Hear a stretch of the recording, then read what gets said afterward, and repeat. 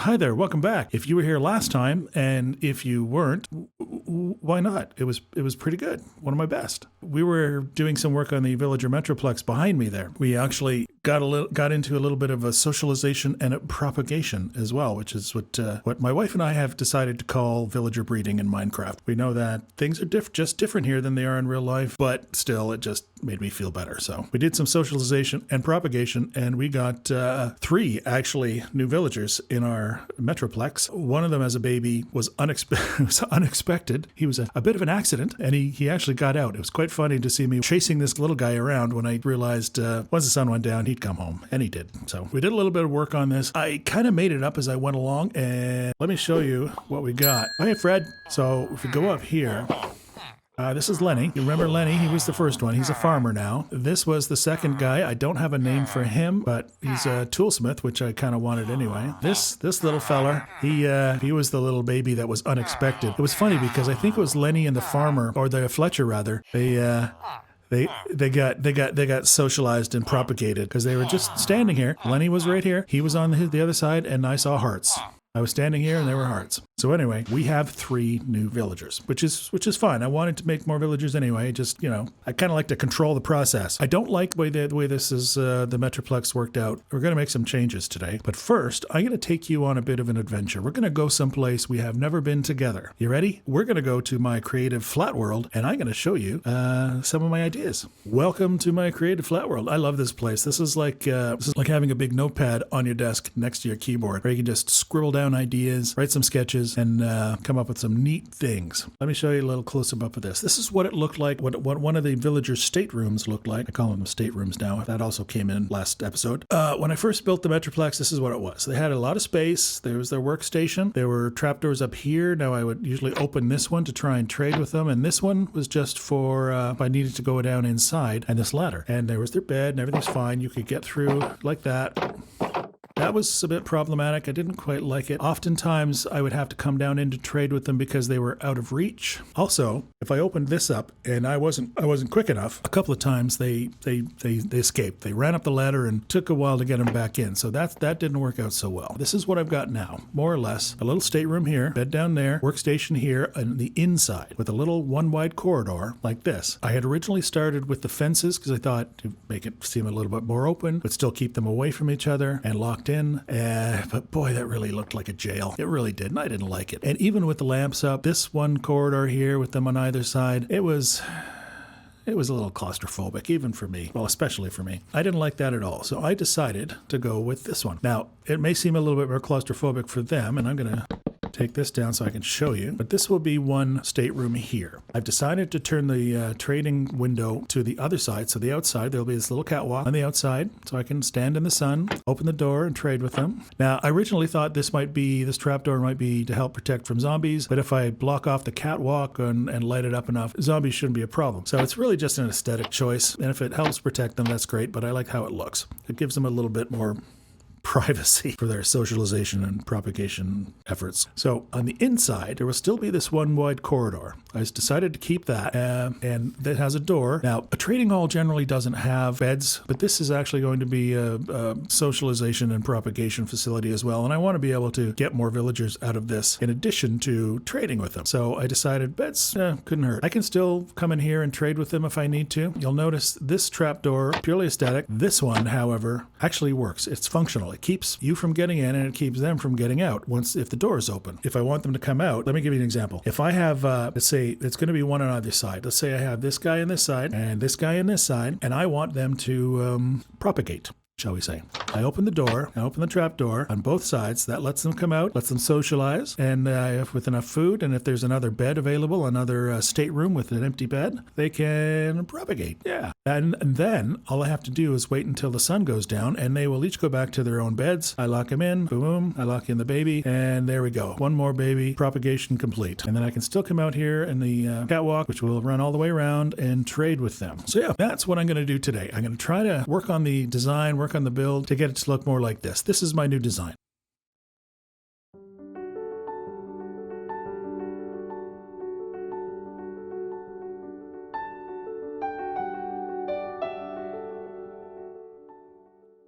My wife often says that one of the first things that drew her to me initially was my ability to change my mind so readily.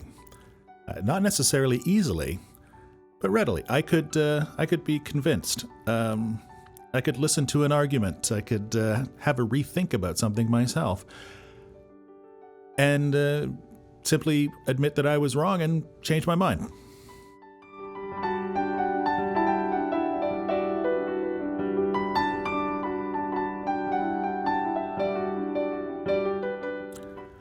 Now, if that sounds a bit a bit smarmy, she told me to tell you, so blame her.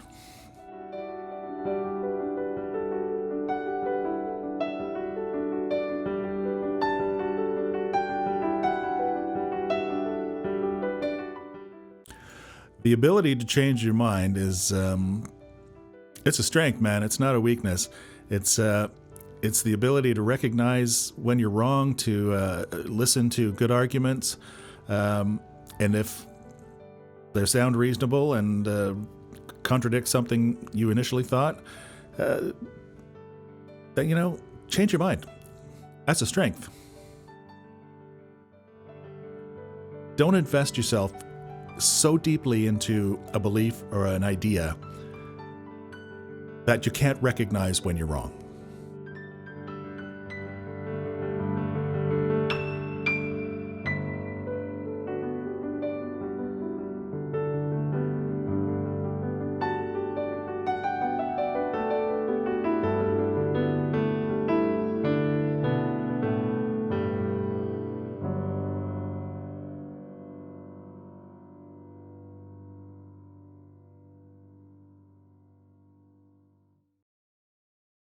So just a few moments ago, I realized that the farmer here had lost his, hi Lenny, had lost his profession, and he's got it back now because I figured out why, but I wanted to show you. Thank God for Reddit, because it told me that he was blocked from access to the workstation, which meant that he couldn't do the job. The moment I deleted the trapdoors that I had up here, they both got their professions back. So that was what it is, and I won't be able to put my little trapdoor here for aesthetic's sake. What if I did this?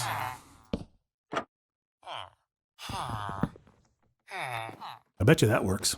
We're gonna try that because I'd had it inside before, and this actually might work. You there? I do like the idea of having the windows covered. Not particularly for safety's sake. I don't think it's that big a deal. I just like the look.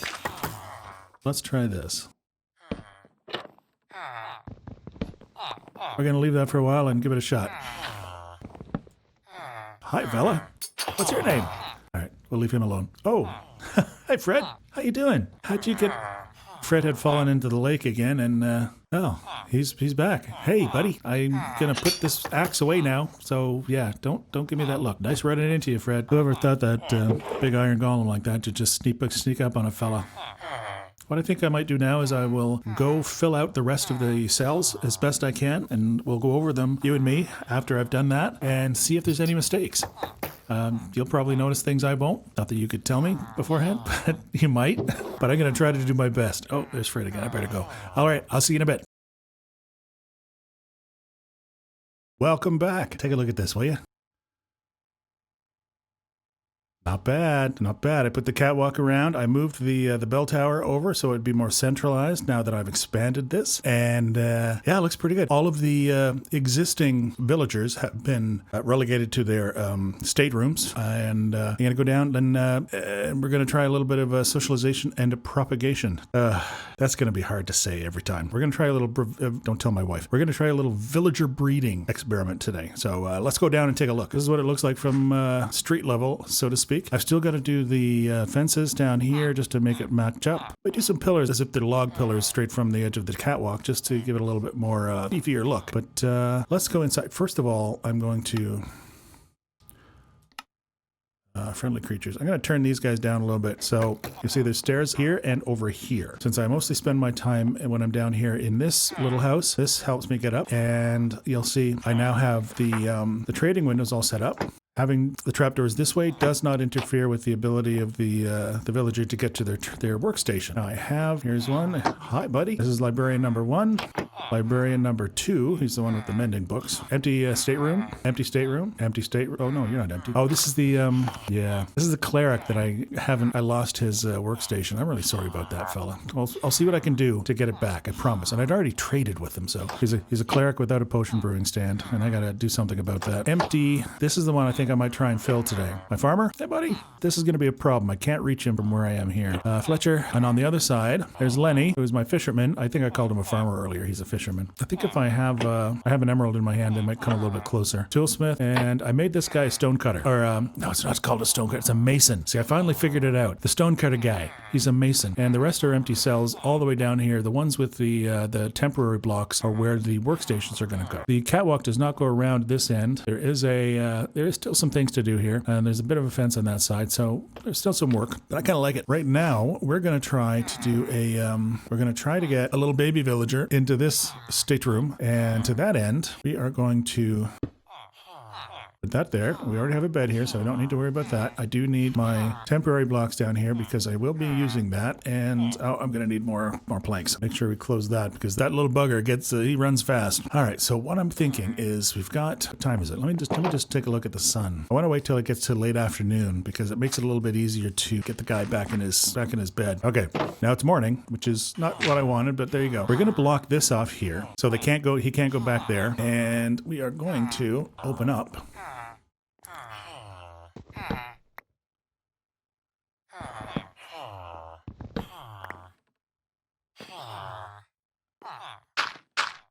just to be on the safe side. Baked potatoes don't seem to work.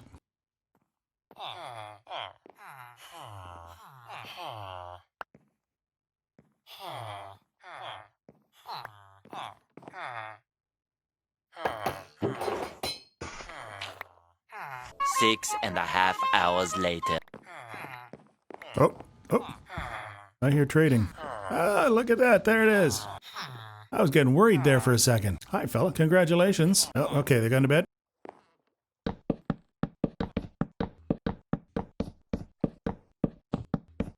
It took a bit of time, but it did eventually work.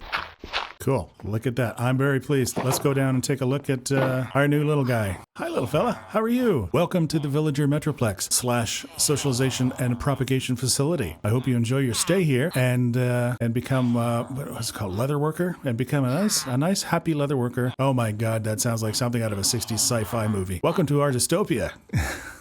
Anyway, there we are. We've got a new little guy. It seemed to work. I was able to get everybody back into their cells and staterooms and set away. I think we can do that. Now I got to show you something else before I call this one a day. This is how I work to fill that cell here. Now these other ones are empty. I'm going to do probably the same or something similar to fill these ones. But eventually, when I want a proper proper propagation program, I might use the area down here, set up a little bit of some way to properly allow the babies, properly allow the little ones to run free. That's what I'm getting at. Because I don't think I'll need all this space for villager trading. So once I have all of these staterooms filled up. So that's what I want to do down here. That's why I didn't fill it up with stateroom walls. Yeah, that's what I meant. Stateroom walls. I'm just stoked that it worked. So there you go. I think that's pretty good. I'm very impressed with that. Yeah, we'll see. I'm going to English words hard.